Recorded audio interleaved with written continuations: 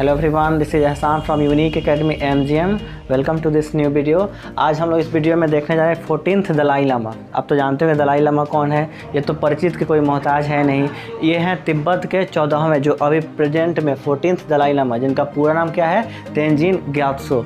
उन्हीं के द्वारा ये बोला गया सेइंग्स है। सेइंग्स मतलब क्या होता है, कहावत, यानी कि कहना, स्टेटमेंट। प्रोवर्ब्स हो गया कहावत, और एक होता है सेइंग। तो हम जब कोई बात बोलते हैं, जो मोटिवेशनल लाइन देते हैं या कुछ स्टेटमेंट देते हैं, तो एक सेइंग हम लोग बोल सकते हैं। और प्रोवर्ब्स कहावत आप लोग वाकिफ़ हैं उससे। तो आज उनके ज़िंदगी का जो 5 बहुत ही इम्पोर्टेंट जो ऐसे तो बहुत सारे उन्होंने लाइन्स बोला है। अगर आप फ्री हैं तो जाकर कभी देखिएगा, उनके बारे में बायोग्राफी पढ़िएगा, तब समझ में लगेगा कि ज़िंदगी चेंज हो गया, जो सोचने का तरीका है चेंज हो गया। तो आइए कुछ हम लोग लाइन्स को पढ़ते हैं और समझने की कोशिश करते हैं। तो पहला उन्होंने जो बोला है, smile if you want a smile from another face. समझ गए होंगे कि पहले अगर आप चाहते हैं कोई दूसरा हमको देख के स्माइल करे या उसके चेहरे पे अगर खुशी देखना चाहते हैं, तो पहले आपको भी क्या करना पड़ेगा, स्माइल करना पड़ेगा। यानी कि स्माइल कीजिए, तब अगर आप दूसरे के भी फेस से स्माइल देखना चाहते हैं तो। अब इससे लिटरली तो मीनिंग हम बता दिए। अब रियल में क्या मीनिंग हो सकता है, वो क्या कहना चाहते हैं दलाई लामा जी, कि कहने का मतलब है कि अगर आपको कुछ करना है, जैसे कि पहले हमको कोई चाहते हैं कोई हमसे प्यार करे, तो हमको प्यार करना पड़ेगा। अगर आप कभी किसी को कुछ दीजिएगा, गिफ्ट कीजिएगा, तभी वो भी आपको क्या करेगा, मतलब देगा। यानी कि खुद से पहले शुरुआत होता है। अगर हम स्टार्ट करेंगे देना, अगर हम स्टार्ट करेंगे स्माइल करना स्टार्टिंग, तब हम एक्सपेक्ट करना चाहिए कि वो भी हमको देख के स्माइल करे या वो भी हमको कुछ चीज़ें दें। तो पहले हमको गिविंग का ये जो प्रोसेस है स्टार्ट करना होता है, अगर हम चाहते हैं टेकिंग का, लेना का। तो वेरी गुड, समझ गए होंगे आप लोग। सेकेंड क्या है, happiness is not something readymade, it's comes from your own actions. तो ये जो हैप्पीनेस है मतलब खुशी, वो बोलना चाह रहे हैं कि खुशी जो होता है ऐसा चीज़ नहीं कि वो रेडीमेड बन के तैयार रहता है, ऐसा नहीं वो बना बनाया है, नहीं।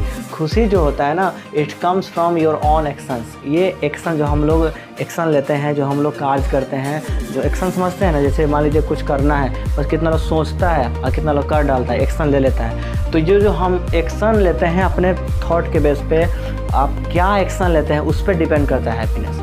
अच्छे चीज़ें का एक्शन लेते हैं या नेगेटिव चीज़ें का एक्शन लेते हैं, वो डिपेंड करता है हैप्पीनेस कहाँ से आएगा। तो ये ऐसा नहीं है कि कहीं से कोई हमको दे देगा हैप्पीनेस, या हम कुछ करेंगे तो कोई हमको मिल जाएगा, नहीं। वो आता है जो हम काम करते हैं उसी पे, ये उसी के थॉट प्रोसेस से घिरा रहता है। क्या चीज़, वो हैप्पीनेस। आई होप आप समझ गए होंगे। नेक्स्ट क्या है, sometimes not getting what you want is a wonderful stroke of luck.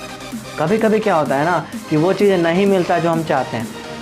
Dalai Lama जी बोलना चाह रहे हैं यहाँ पे कि कभी कभी लाइफ में क्या होता है, हम तो जो चाहते हैं मिलता है नहीं। तो कभी कभी क्या होता है ना कि वो एक स्ट्रोक होता है, जैसे मान लीजिए प्लेयर्स होता है तो शॉट खेलता है तो स्ट्रोक होता है ना। तो कभी कभी किस्मत का वो ज़बरदस्त कह सकते हैं स्ट्रोक है। क्या स्ट्रोक है कि हम जो चाहते हैं नहीं मिलता है। कभी कभी जो ऊपर वाला होता है ना, वो जानता है कि अभी के लिए बुरा लग रहा है, हम जो चाहते हैं नहीं मिल रहा है, लेकिन एक प्रकार से वो सही हो रहा है। ब्लेसिंग इन डिस्गाइज एक वर्ड सुने होंगे। तो कभी कभी लाइफ में ना हम जो चाहते हैं नहीं मिलता है, तो कभी कभी सब्र कर लेना चाहिए, पेशेंस रखना चाहिए।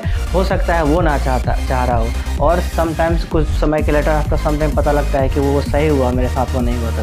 तो ये लक का जो स्ट्रोक होता है ना, स्ट्रोक मतलब जो क्रिकेटर खेलता है, शॉट लगाया, मान लीजिए एक प्रकार से आप आघात बोल सकते हैं, स्ट्रोक प्रहार बोल सकते हैं। तो ये लक का प्रहार है, ये ऊपर वाला का प्रहार है। आपको मिलता है कि हम चाह रहे हैं, उदास हो रहे हैं, घुट रहे हैं, लेकिन नहीं मिलता है, क्योंकि वो एक ही बार प्रहार करेगा कुछ अलग तरीक़ा से, और तब समझ में आएगा कि सही होता है कभी कभी।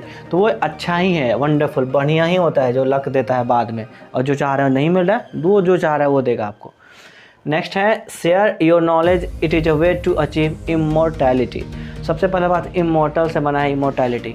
इमोर्टल मतलब होता है अमरणशील, जो मरता ना हो। अब यहाँ पे क्या कहना चाह रहे हैं कि जो नॉलेज होता है ना, जो ज्ञान बांटने से ज्ञान बढ़ता है, आप लोग भी जानते होंगे। तो कहने का मतलब है कि इमोर्टल, अमरणशील, ज्ञान खत्म ही नहीं होगा। अमरणशील मतलब जो नहीं मरता है, ठीक है। मैन इज इमोर्टल एक लाइन होता है ना, आदमी मरणशील होता है। तो जो नॉलेज होता है कब नहीं ख़त्म होगा, जब इसको शेयर करेंगे, बांटेंगे। तो खुद में रखेंगे, सड़ जाएगा, ख़त्म हो जाएगा।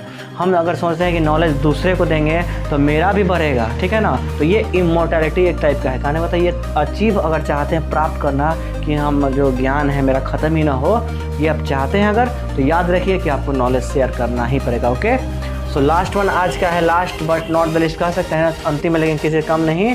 नो द रूल वेल, मतलब कि जो रूल को है हमें अच्छे तरह से जानना चाहिए, मतलब जानिए, वो कहना चाह रहे हैं। So you can break them effectively.